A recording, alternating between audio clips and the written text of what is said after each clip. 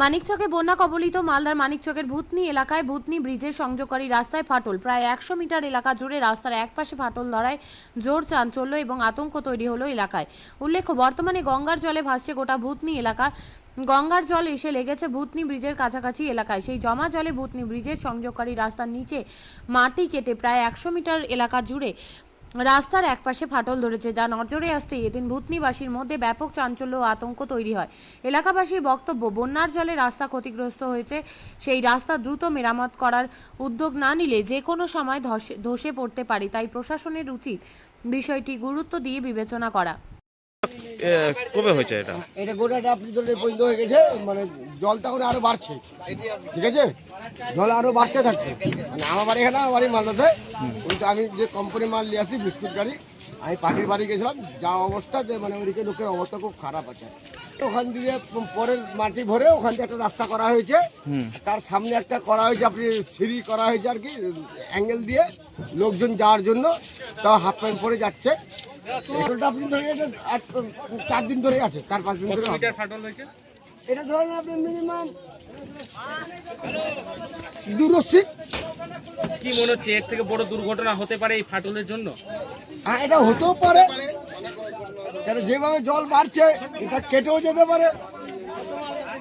তো ব্রিজে কি কাজ ঠিকঠাক হয়নি? কিসের কারণে ফাটলটা ধরেছে মনে করছে? জলের ধাক্কাতে মালটা ভর্তি গেছে নিচে।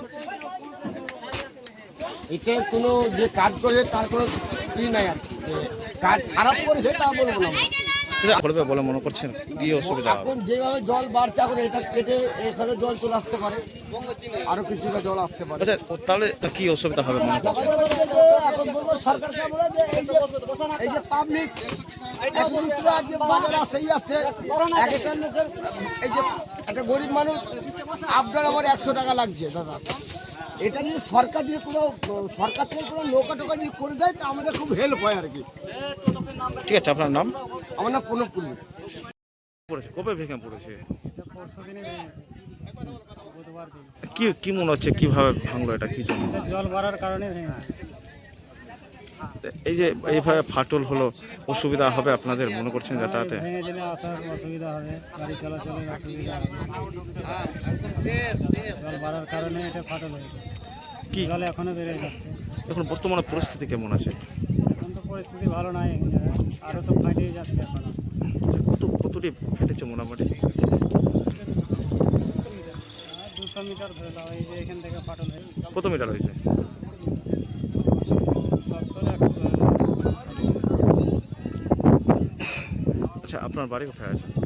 আমার বাড়ি হচ্ছে শ্যামসুন্দর।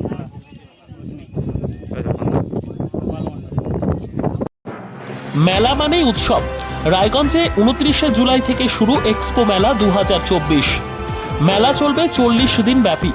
29 তারিখ মেলার শুভ উদ্বোধন। এবারে মেলার বিশেষ আকর্ষণ 360 ডিগ্রির রেঞ্জার রাইডস।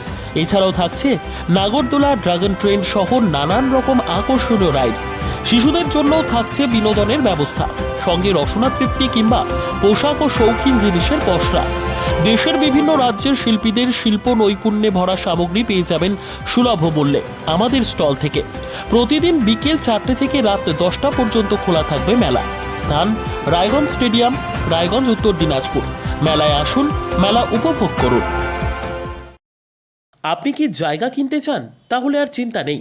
34 নম্বর জাতীয় সড়কের ধারে রায়গঞ্জের নট্টপাড়ায় ঠিক বিপরীতে নিউ উকিলপাড়ায় আজই সুলভ মূল্যে জায়গা কিনুন, গড়ে তুলুন নিজের স্বপ্নের ঘর। তাই আর অপেক্ষা না করে আজই চলে আসুন আমাদের এখানে, দেখে যান জায়গা। মন পছন্দের স্বপ্নের প্রাসাদ গড়ে তুলুন আপনার কেনা এই জায়গায়। তাই আজই যোগাযোগ করুন আমাদের সাথে। আমাদের ফোন নম্বর 8617827851, 6295828881, 8617033767। তাই আর দেরি নয়, আজই আসুন নিজের পছন্দের জায়গা কিনতে। বিয়ে হোক বা যে কোনো অনুষ্ঠান, ছেলেদের আধুনিক মানের পোশাকের বিপুল কালেকশন নিয়ে হাজির গোয়ালপুকুরের সরকার ড্রেসেস। ভালো ব্র্যান্ডের জামা কাপড় নিতে চান? তাহলে আর দেরি কিসের? এক্ষুনি চলে আসুন সরকার ড্রেসেসে। গোয়ালপুকুরের শাহাপুর বাজারে খুলে গেল সরকার ড্রেসেস। ব্র্যান্ডেড জিন্স প্যান্টে রয়েছে কালারের পুরো গ্যারান্টি। ব্র্যান্ডেড জিন্স প্যান্ট ছাড়াও রয়েছে shirt, T shirt, Punjabi, cargo jeans, cotton pant, half pant সহ যাবতীয় পোশাক থাকছে এখানে। সকল প্রকার কেনাকাটায় থাকছে আকর্ষণীয় উপহার। তাই আজই আসুন আমাদের প্রতিষ্ঠানে। আমাদের ঠিকানা সরকার ড্রেসেস, শাহাপুর বাজার, গোয়ালপুকুর, উত্তর দিনাজপুর।